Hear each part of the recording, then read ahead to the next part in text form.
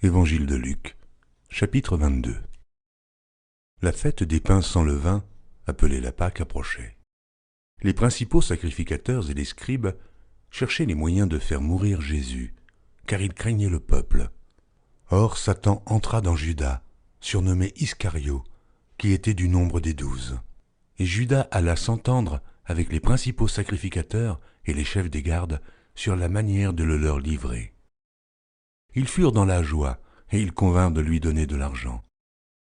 Après s'être engagés, ils cherchaient une occasion favorable pour leur livrer Jésus à l'insu de la foule.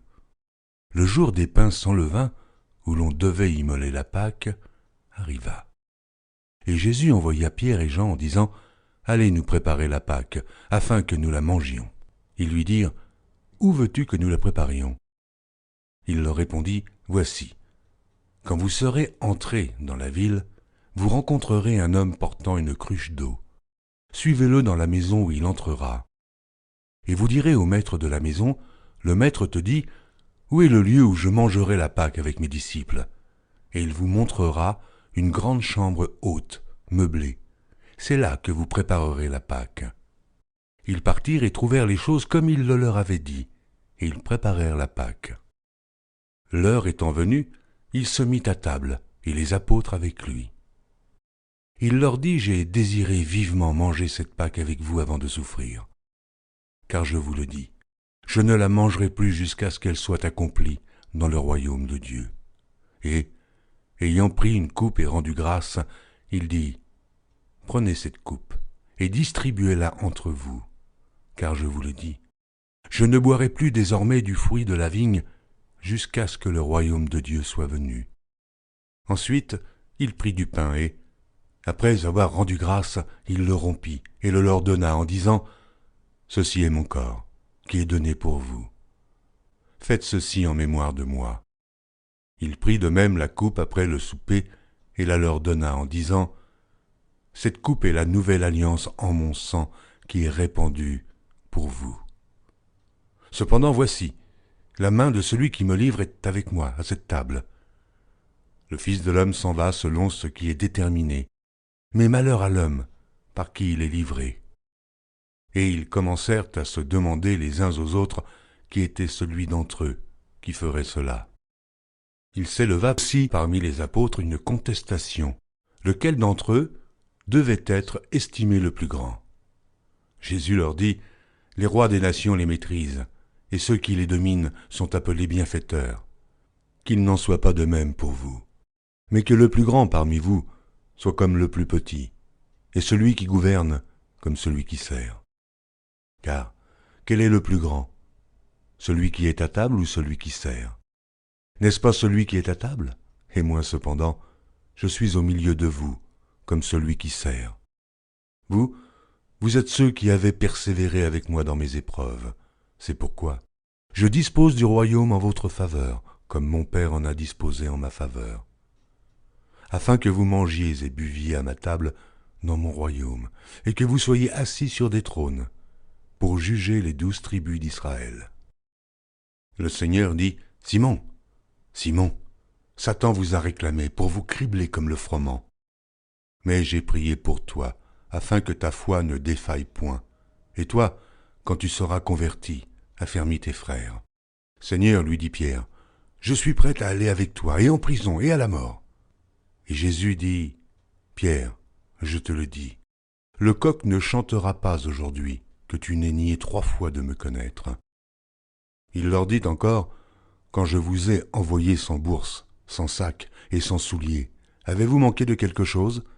Ils répondirent, « De rien. » Et il leur dit, « Maintenant, au contraire, que celui qui a une bourse la prenne, et que celui qui a un sac le prenne également, que celui qui n'a point d'épée vende son vêtement et achète une épée.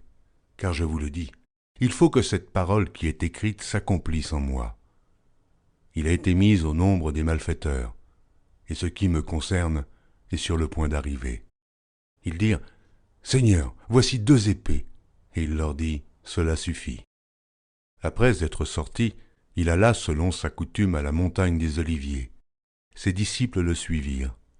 Lorsqu'il fut arrivé dans ce lieu, il leur dit, « Priez, afin que vous ne tombiez pas en tentation. » Puis il s'éloigna d'eux à la distance d'environ un jet de pierre, et, s'étant mis à genoux, il pria, disant, « Père, si tu voulais éloigner de moi cette coupe, toutefois, que ma volonté ne se fasse pas, mais la tienne. » Alors un ange lui apparut du ciel pour le fortifier.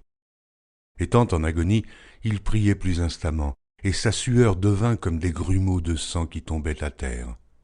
Après avoir prié, il se leva et vint vers les disciples, qu'il trouva endormis de tristesse, et il leur dit, « Pourquoi dormez-vous?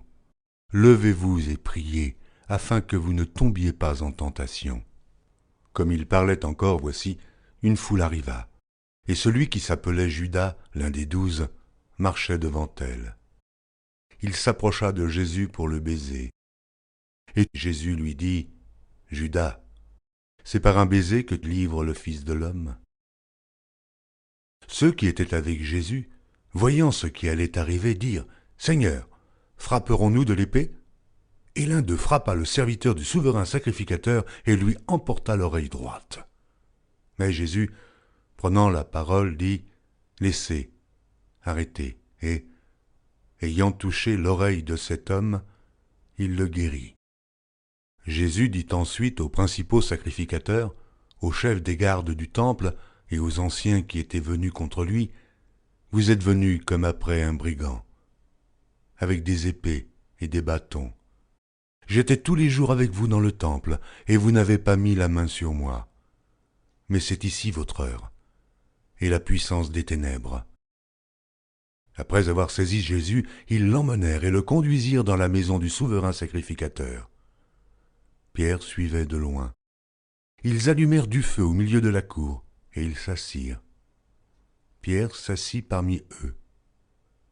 Une servante qui le vit assis devant le feu fixa sur lui le regard et dit, « Cet homme était aussi avec lui. » Mais il le nia, disant, « Femme, je ne le connais pas. » Peu après, un autre, l'ayant vu, dit, « Tu es aussi de ces gens-là. » Et Pierre dit, « Homme, et je n'en suis pas. » Environ 1 heure plus tard, un autre insistait, disant, « Certainement cet homme était aussi avec lui, car il est galiléen. »